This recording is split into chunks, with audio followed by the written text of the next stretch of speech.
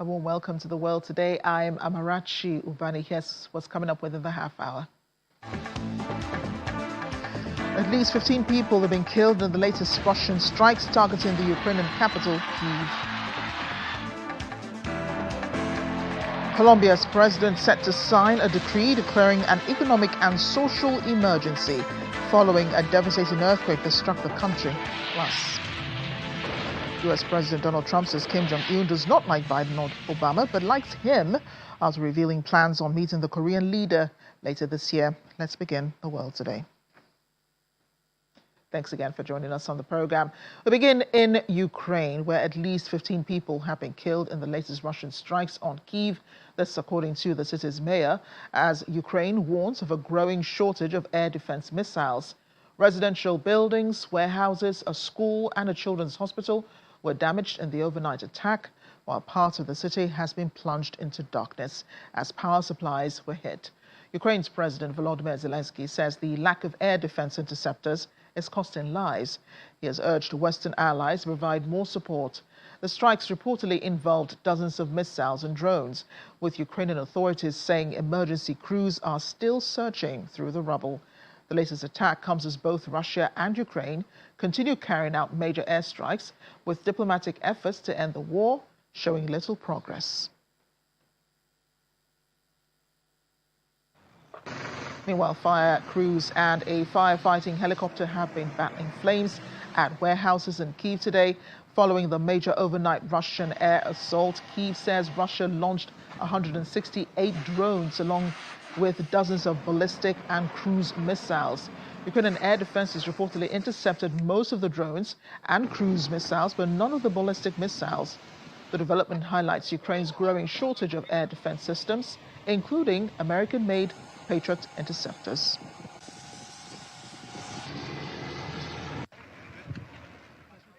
Colombia's President Abelardo de la Espriella says to beg your pardon, other parts of Europe now, a major wildfire is tearing through western Spain, sending towering flames and thick smoke across the Las Herdas region of Terraces. The blaze, which started near Pinfranquillado on Tuesday, has already scorched around 3,007 hectares, forcing hundreds of people from nearby communities to evacuate. Residents of New Moral were also told to remain indoors because of the heavy smoke, while firefighters battle the flames on several fronts. More than 170 that is, emergency personnel remain deployed, with improving weather conditions offering firefighters a chance to strengthen their efforts. The fire comes as Spain faces another intense summer with wildfires. Huge areas already burned across the country and more than 576,000 hectares scorched across Europe since the start of the year.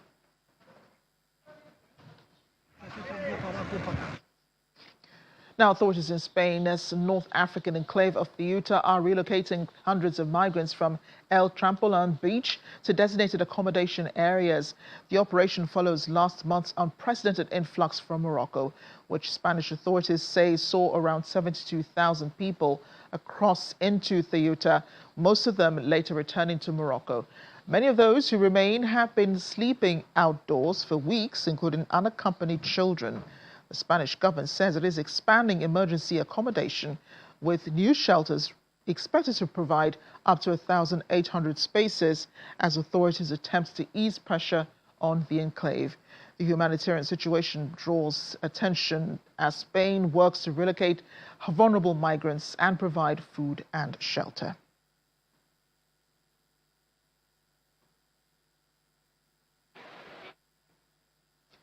Colombia's President Abelardo de la Espriella says the government will declare an economic and social emergency following the devastating 7.4 magnitude earthquake that struck the country on August 10th. Officials say the disaster left more than 300 people dead, thousands more injured, and tens of thousands of homes damaged or destroyed. The government says the emergency declaration will give authorities greater flexibility to mobilize funds, provide immediate assistance to victims, and speed up reconstruction. President de la Espriella says the priority is to support communities affected by the disaster and reduce its economic and social impact. The decree will grant temporary extraordinary powers to the government and will be subject to review by Colombia's Constitutional Court as the country begins a major reconstruction effort. La prioridad es clara. Thousands of protesters gathered outside the Japanese parliament in Tokyo opposing Prime Minister Sanae Takachi's push towards greater militarization. The demonstrators waved lights, they chanted Takeshi out and carried signs calling for Japan to maintain its pacifist constitution. Organizers say around 15,000 people joined the rally, with similar demonstrations holding at hundreds of locations across the country. The protests are focused on Article 9 of Japan's constitution, which renounces war and restricts the country's use of military force. Demonstrators accuse the government of moving Japan closer to becoming a country capable of waging war, while Prime Minister Takachi says Japan remains committed to peace and will never allow the tragedy of war to be repeated.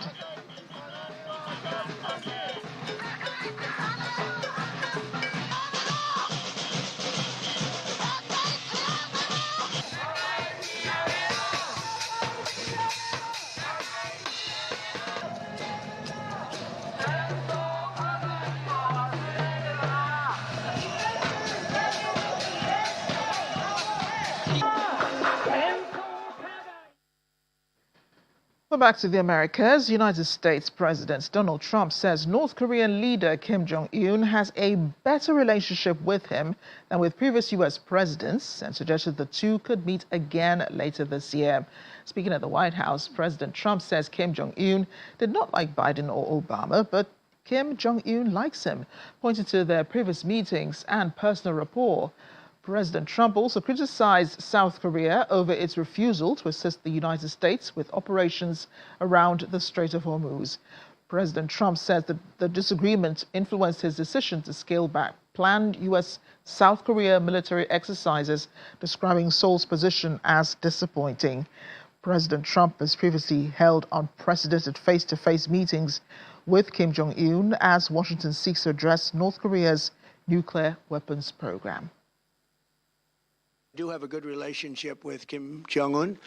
As you know, you've seen. He didn't like Biden. He didn't like Obama. He didn't like anybody, but he likes me, and I just got along with him very good. We had great meetings. We speak, and I think our nation and I think other nations, frankly, whether it's Japan or South Korea, they're a lot safer if I'm president than if somebody else is president. Now, I didn't like the fact that we're doing these massive military exercises really against North Korea. It was an exercise against North Korea. When I'm friendly with him, when I don't see anything happening for certainly 2.5 years. It's not going to happen with me, but I don't see anything happening. And I was not happy when South Korea said, no, they're not interested in helping us with the Hormuz Strait, and yet they get 60% of their oil from the Hormuz Strait. I said, would you like to help us? He said, no, thank you. I said, that's nice, please, thank you. He made us a lot of money. I didn't like that. So I felt that we were doing a massive war exercise. I thought that was very insulting to somebody that, frankly, has been, during my term at least, very well behaved. U.S. President Donald Trump, in the meantime, the U.S. president said is threatening to tougher sanctions, economic measures against Iran and any country that continues to do business with Tehran. In a post on Truth Social, the U.S. president describes the planned action as the most crushing economic operation ever imposed in a country, warning that governments, companies, and financial institutions providing support to Iran could face severe consequences. The threat comes after a 60-day ceasefire expired without a diplomatic settlement to the conflict involving the United States, Israel, and Iran. President Trump's administration has already imposed sanctions on Iranian oil networks and foreign companies accused of helping Tehran generate revenue. Iran's Foreign Minister Abbas Araghchi dismisses the latest threat, saying further economic pressure would only increase hostility between the two countries. And here in Nigeria, the United States has launched a $125,000 cultural preservation grant to support the conservation of the historic Ledger iron smelting site in Enugu State. The Ledger site, also known as the Nchekwaba, is believed to date back to around 2000 BCE and is regarded as one of the earliest known iron smelting sites in sub-Saharan Africa. At the launch, U.S. Consul General Brandon Hudspeth highlighted the role of cultural preservation in strengthening ties between Nigeria and the United States. The project will support the preservation of the site, 3D digital documentation and physical conservation, helping to safeguard an important part of Nigeria's early history of technology and innovation for future generations. The event also showcases the Cultural Heritage Forward Program, a U.S.-Nigeria cultural exchange initiative organized in partnership with the Smithsonian Institute.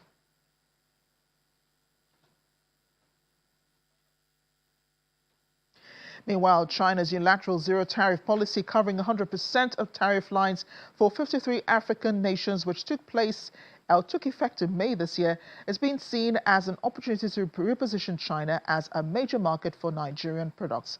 A policy is scheduled to run through April 30, 2028. Business leaders, the academia, and members of the diplomatic corps converged on the Nigerian Institute of International Affairs to discuss these opportunities and implications for Africa. Set in the conference chamber of the NIIA, this gathering of members of the diplomatic corps, business leaders, and the academia seeks to dissect the advantages of the unilateral zero-policy tariff on 53 African countries by China.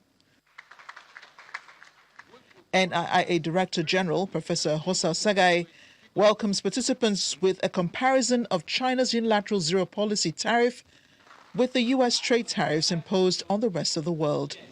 China is demonstrating that in the face of the geopolitical shifts, it can be counted on to be pro-Africa. Director, Center for China Studies, Mr. Charles Onunaiju, explained that the zero tariff should not be seen as the finish line for Nigerian manufacturers, but the starting point.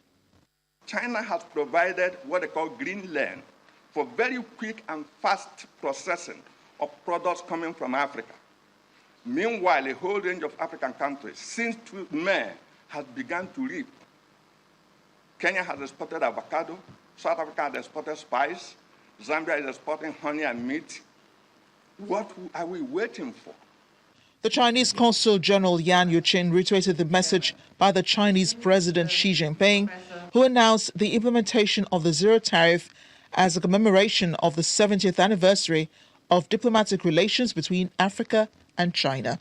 China's Foreign Minister Wang Yi vividly described this initiative as an arithmetic equation using the subtraction of tariffs to drive the addition of trade and achieve the multiplication of livelihoods.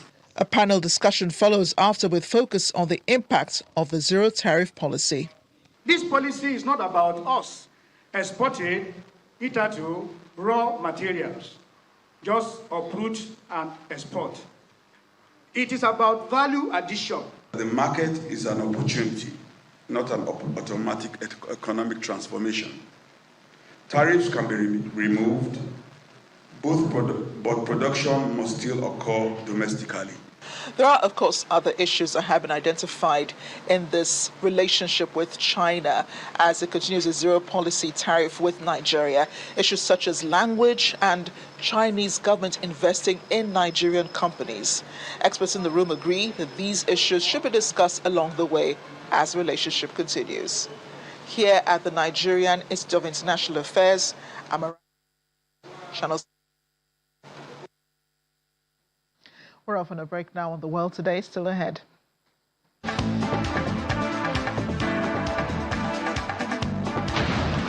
Well, you'd want to see this one. More than 10,000 lights transforming China's Longji rice terraces into a brilliant nightscape display.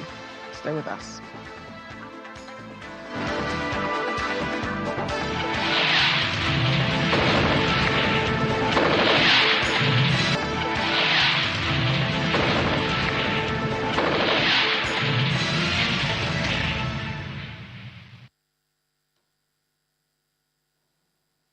Welcome back to the program. The government of South Africa has assured that the country will not run out of water, despite growing concerns over aging infrastructure, rise in demand and pressure on the country's water resources.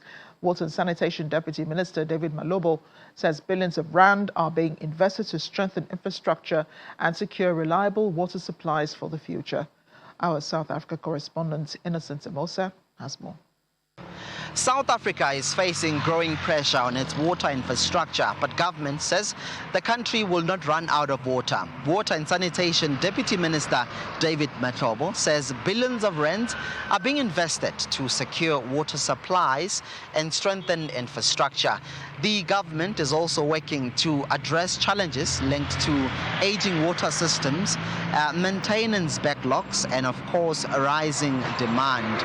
Malobo says also the investment is aimed at ensuring that South Africa has a reliable and sustainable water supply as the pressure on resources continue to grow. But also the assurance comes amid increasing concerns over water security, with municipalities across the country facing infrastructure challenges and in some areas, of course, disruptions in supply. But the government, we do know, that says investment in new infrastructure, maintenance and improved water management will be critical to preventing a water crisis and ensuring that communities in the country and businesses at large have access to reliable supplies. Now, officials maintain that while the challenges, of course, are significant, South Africa has the resources and plans needed to secure its water future. From Johannesburg, South Africa, Innocent Simos, Channels Television News. The United Nations is calling for greater protection for people who risk their lives to help others and those responsible for attacks against them to be held accountable. The call comes as the agency marks World Humanitarian Day 2026. Each year, the World Humanitarian Day focuses on a theme, bringing together partners from across the humanitarian system to advocate for the survival, well-being and dignity of people affected by crisis, as well as the safety and security of aid workers. Despite repeated commitments to protect humanitarian workers, more than 1,000 aid workers have been killed in the past 3 years, from conflict zones to humanitarian emergencies around the world. 21 countries. This brings the number. As High Commissioner for Refugees, I see every day what the courage of humanitarian workers makes possible. I see colleagues on the front lines, often far from world's attention, protecting families forced from their homes, delivering assistance and helping people find a path towards safety and solutions. Humanitarian workers who leave their families each morning not knowing what that day will bring. Overwhelmingly, they are national colleagues serving their own communities, often while they and their families are living through the same conflict, insecurity, and uncertainty as the people they help. People who remain when circumstances become dangerous because others are depending on them. Some never come home. Humanitarian workers around the world continue that work every day. Our responsibility is to ensure that they do not pay for it with their lives. We're back in the United States, where Meta is back in the courts in Oakland as a landmark child safety trial continues. 4 American states, California, Colorado, Kentucky, and New Jersey, accuse the company of designing Facebook and Instagram features to keep young users hooked while failing to adequately protect their safety and mental health. Former Meta engineer and whistleblower Arturo Bejar testified the company was aware of harmful experiences affecting young users, but failed to make safety a sufficient priority. The states also alleged Meta collected data from children under the age of 13 without proper parental consent. They're seeking potential enormous penalties, while Meta denies the allegations and say it has introduced safeguards, including Instagram teen accounts. The trial could last up to 8 weeks and may force major changes to how Meta's platforms are designed for young users.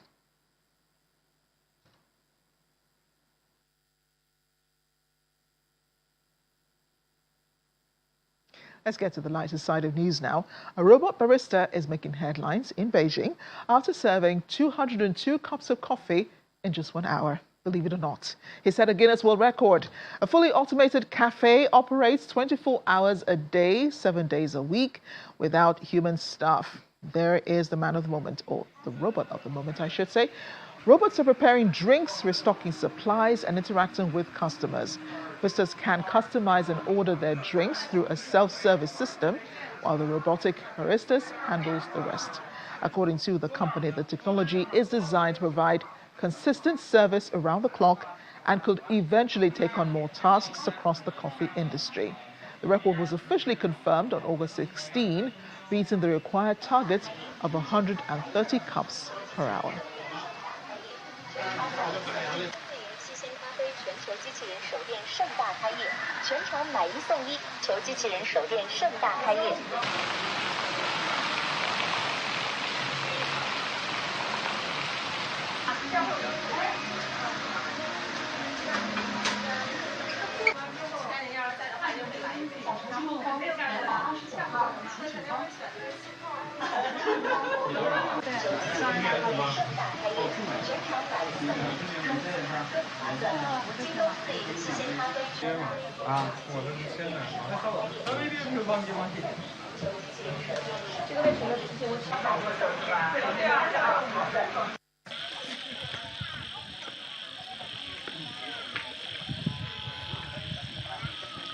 Allow us to add some zen to your day and help you relax as we move into the evening. More than 10,000 lights have transformed China's iconic Longji rice terraces into a spectacular nighttime display. Just look at that. From the Golden Buddha Peak viewpoint, the lights stretch across the hillsides like strings of pearls, while traditional homes glow with red lanterns. The nightly display runs from 7 p.m. to 10 p.m. during the summer, giving tourists a new reason to explore the famous landscape after dark. The terraces attract around 9,000 visitors a day during the summer season, boosting tourism and supporting local communities.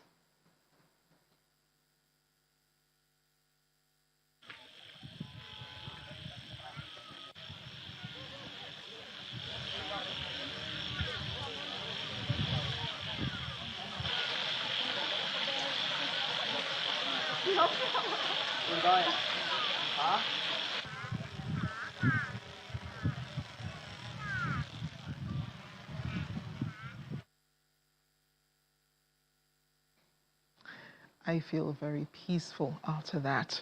Thanks for watching The World Today. Hoping your evening is a lot better. Thanks for watching.